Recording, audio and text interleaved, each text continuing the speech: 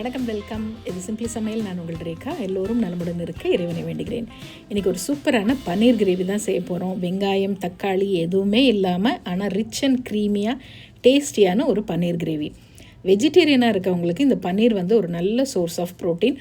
குழந்தைங்கள்லேருந்து பெரியவங்க வரைக்கும் எல்லாருமே விரும்பி சாப்பிடுவாங்க. நம்ம சேனலை புதுசாக பார்க்குறவங்க சேனல் பிடிச்சிருந்ததுன்னா மறக்காமல் சப்ஸ்கிரைப் பண்ணிக்கோங்க. பெல் ஐக்கான் கிளிக் பண்ண மறந்துடாதீங்க. ஆல் பட்டனும் ப்ரெஸ் பண்ண மறந்துடாதீங்க. அப்போ தான் நான் போடுற வீடியோஸோட நோட்டிஃபிகேஷன் உடனே வரும். நீங்களும் மிஸ் பண்ணாமல் பார்க்கலாம். வாங்க கிச்சன் போகலாம். இந்த பன்னீர் கிரேவி பன்னீர் யக்னி. ஃபஸ்ட்டு பன்னீரை ஒரு 400 கிராம் பன்னீர் இந்த மாதிரி க்யூப்ஸாக கட் பண்ணிக்கோங்க. சுடு தண்ணி கொஞ்சம் கை பொறுக்கிற சுருக்குன்னு சூடு இருக்கும்னு சொல்லுவாங்களே, அதில் கொஞ்சமாக சால்ட் போட்டு அந்த தண்ணியில் பன்னீரை ஒரு 10 நிமிஷம் ஊற வச்சுக்கலாம். ஒரு 25 கிராம் முந்திரி, ஒரு 10 பாதாம், அதையும் ஒரு அரை மணி நேரம் தண்ணியில் ஊற வச்சுட்டு அதை அப்படியே ஒரு மிக்சியில் சேர்த்துடலாம். இதில் காரத்துக்கு 2 பச்சை மிளகா மட்டும்தான் நான் சேர்க்க போகிறேன்.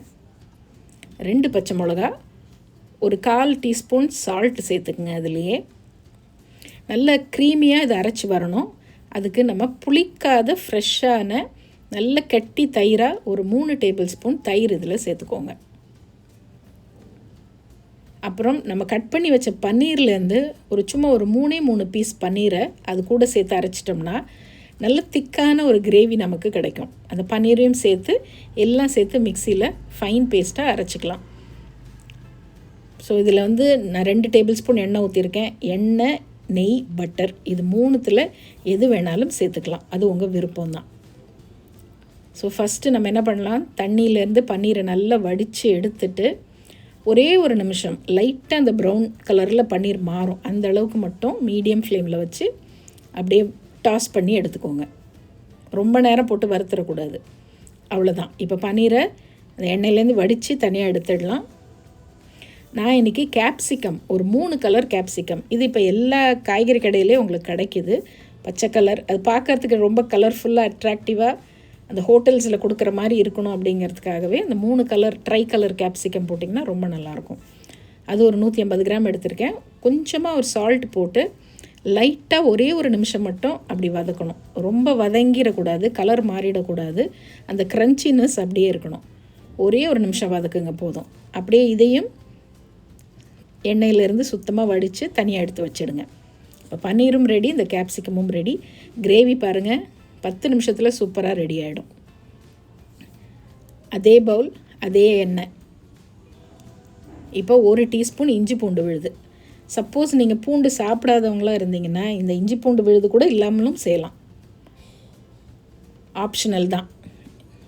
ஸோ அதை நல்ல முதல்ல அந்த எண்ணெயில் அந்த பச்சை வாசனை போகிற அளவுக்கு வதக்கிட்டு நம்ம அரைச்ச அந்த முந்திரி, பாதாம், பன்னீர், தயிர் எல்லாம் சேர்த்த கிரேவி இருக்கு இல்லையா, அந்த அரைப்பை அப்படியே உள்ளே போட்டுடுங்க.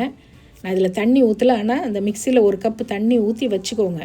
இது நல்லா அப்படியே சுருண்டு அல்வா மாதிரி வரும். அந்த மாதிரி நம்ம ஃபஸ்ட்டு வதக்கணும். ஸோ அடியில் பிடிச்சிடாமல் கைவிடாமல், அதனால் ஃப்ளேமை கம்மியாக வச்சுக்கோங்க. அப்படியே கெட்டியாக ஆகிடும். கொஞ்ச நேரத்தில் பார்த்திங்கன்னா அந்த எண்ணெய் மறுபடியும் பிரிஞ்சு வரும். ஒரு 2 நிமிஷம்தான், அதுக்கு மேலே டைம் இல்லை. அல்வா மாதிரியே வரும் பாருங்கள். சுருண்டு வரும். சைடில் மறுபடியும் எண்ணெயெல்லாம் பிரிய ஆரம்பிச்சிருச்சா, இந்த தான் பதம். இப்போ நம்ம என்ன பண்ணலாம், 1 கப்பு வார்ம் வாட்டர் தான் நான் மிக்ஸி ஜார்லேயே போட்டு அலசி வச்சுருக்கேன். அந்த வார்ம் வாட்டரை 1 கப்பு ஊற்றிடுங்க. ஊற்றி மறுபடியும் நல்லா அந்த கட்டி இல்லாமல் கிளறி விடணும். கொஞ்சம் கட்டியாக இருக்க மாதிரி இருக்கு இல்லையா, ஆனால் அது அப்படியே கரைஞ்சிரும். நல்லா அப்படியே கரைச்சி விட்டுடுங்க. அப்படி க்ரீமியாக ஆகிடும் பாருங்கள் கொஞ்சம் நேரத்தில். இப்போ நம்ம ஒரு 1/4 டீஸ்பூன் சால்ட் போட்டுக்குங்க. நம்மளுடைய செந்தூர் கரம் மசாலா, அந்த கரம் மசாலாவோட ஃப்ளேவர் இதில் ரொம்ப நல்லாயிருக்கும்.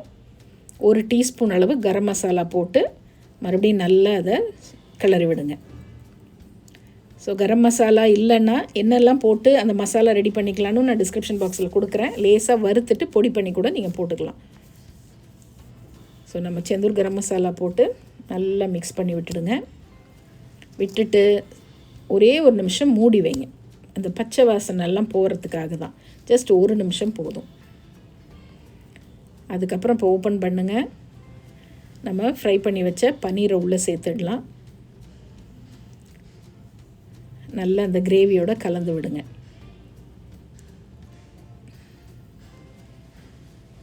கலந்து விட்டுட்டு இது வந்து ஃப்ரெஷ் க்ரீம் இருந்தால் சேர்க்கலாம், ஆப்ஷனல் தான். 1 டேபிள் ஸ்பூன் ஃப்ரெஷ் க்ரீம் சேர்த்துக்குங்க. அப்படி இல்லைன்னா நல்லா காய்ச்சி ஆற வச்ச திக்கான பால் ஒரு 2 ஸ்பூன் போட்டிங்கன்னா கூட ஓகே தான். மறுபடியும் கலந்து விட்டுட்டு இப்போது 1/2 டீஸ்பூன் கசூரி மேத்தி, காஞ்ச வெந்தயக்கீரை. ஸோ இந்த மாதிரி டிஷ்ஷஸ்க்கெலாம் இது வந்து ஒரு தனி ஃப்ளேவரும் டேஸ்ட்டும் கொடுக்கும். அதையும் போட்டு மிக்ஸ் பண்ணிவிட்டு மறுபடியும் 1 நிமிஷம் அப்படியே ஃபுல் சிம்மரில் வச்சுடுங்க. சிம்மரில் வச்சு மூடி வச்சிடலாம். ஒரே 1 நிமிஷம் தான். கரெக்டாக 1 நிமிஷம் கழித்து நம்ம ஃபைனலாக அந்த கேப்சிகம் வதக்கி வச்சோம் இல்லையா, அதையும் உள்ளே போட்டு நல்லா கலந்து விட்டுருங்க. அகெயின் மறுபடியும் ஒரே 1 நிமிஷம் மட்டும் அப்படி ஒரு கொதிச்சாலே போதும். மேலாப்பில் உங்கள்கிட்ட சில்லி ஃப்ளேக்ஸ் இருந்தால் கொஞ்சம் அப்படி தூவி விடலாம். பார்க்க ரொம்ப கலர்ஃபுல்லாக இருக்கும். ஒயிட்டு, ரெட்டு, எல்லோ, க்ரீன் அப்படின்னு மல்டி கலரில் பார்க்கவே ரொம்ப நல்லாயிருக்கும். அவ்வளோதாங்க. ஸோ சூப்பரான இந்த கிரேவி எந்த வெரைட்டி ரொட்டி, சப்பாத்தி, பரோட்டா, அப்புறம் என்னது புல்கா, ருமாலி ரொட்டி, எது கூட சாப்பிட்டிங்கனாலும், நான் எது கூட சாப்பிட்டிங்கனாலும் இந்த கிரேவி கூட சாப்பிடும்போது நீங்கள் ரெஸ்டாரண்ட்டில் போய் சாப்பிட்ற மாதிரி அந்த டேஸ்ட் அண்ட் ஃபீலிங் நீங்கள் வீட்டிலேயே ஈஸியாக செஞ்சிடலாம். இதே மாதிரி கண்டிப்பாக ட்ரை பண்ணி பாருங்கள். புலாவ் வெரைட்டிஸ் கூட சாப்பிடவும் ரொம்ப அருமையாக இருக்கும். எப்பயும் ஒரே மாதிரி செய்கிறதுக்கு ஒரு டிஃப்ரெண்ட்டான பன்னீர் கிரேவி, பன்னீர் யக்னி ட்ரை பண்ணி பார்த்துட்டு எப்படி இருக்குன்னு சொல்லுங்கள். நம்ம சேனலை ஃபேஸ்புக்லேயும் இன்ஸ்டாகிராம் பேஜ்லேயும் ஃபாலோ பண்ண மறந்துடாதீங்க. இன்னொரு ஃபேண்டாஸ்டிக் ரெசிபியோட மறுபடியும் பார்ப்போம். இது சிம்பிளி சமையல். நான் உங்கள் ரேகா. தேங்க்ஸ் ஃபார் வாட்சிங். Take care. பபாய்.